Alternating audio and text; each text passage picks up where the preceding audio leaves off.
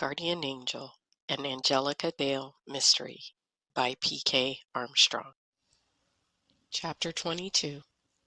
Angel was even more disturbed after she left Brandy's house. Something wasn't right.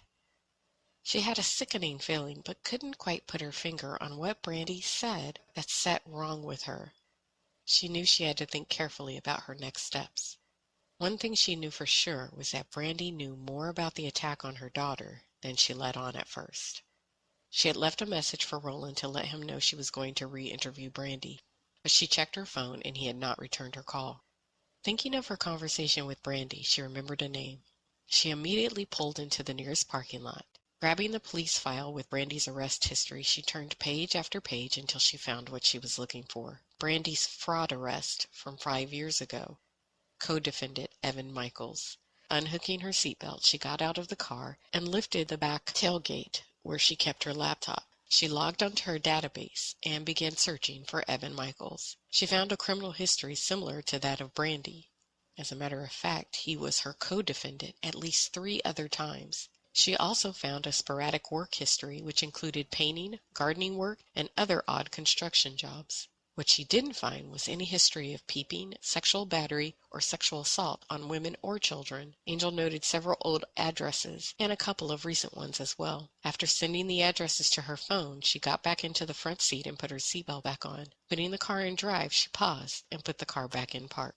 She picked up the phone and dialed another number. "Roland," he answered curtly. "This is Angel. I've been putting some pieces together." "Do any of your pieces tell us where Violet is?" "What do you mean? What happened?" "Your guy at the school, Penrod, called and reported that a very agitated Brandy arrived and pulled Violet from class. She forcefully placed her in the car and drove off like a bat out of hell. I also have a message from the victim witness advocates from the district attorney's office, who went to follow up on Brandy's request for assistance. They said the place looked trashed. It's suspicious."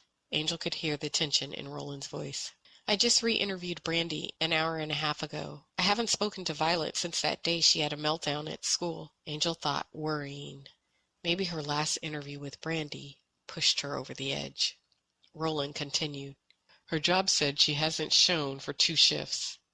We did a drive-by on her place. She wasn't there. Neither was Violet. I have patrol sitting on her house." "Maybe she realized her mistake," Angel said, partly to herself. Roland heard her, though. "What mistake?"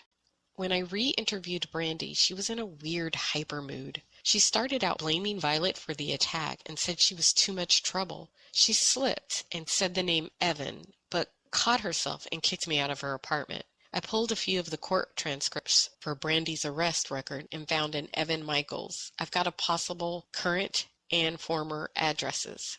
"Well, she may have realized she gave you too much and senses you're getting close. I'll start checking those addresses, but truthfully, right now, we don't have enough for a warrant to get inside and look for Violet. I'll put patrol at each one. If they can get a glimpse of her, maybe they can go in on a welfare check since she's been missing from school." Angel felt her insides grow cold. Violet could be with Brandy, or Evan, or both. She didn't like Brandy's connection with Evan. It seems it could be a little volatile. Either way, something was telling her that Violet was in danger and needed to be found quickly. "Ugh," Angel growled to herself. She did not miss the constrictions the U.S. Constitution put on cops. Of course, she knew the protections were there for a reason, but in situations like this, Angel knew waiting for a warrant could seriously put an innocent girl in danger. "Angel, you still there?" "Yeah, no, I'll call you if I hear anything." "Angel?" Roland said her name with a warning. "You're not going to do something stupid." "Distracted," Angel said again. "I'll call you if I hear anything," and disconnected. She was distracted because every cell in her body began to focus on one simple fact. She was no longer a cop.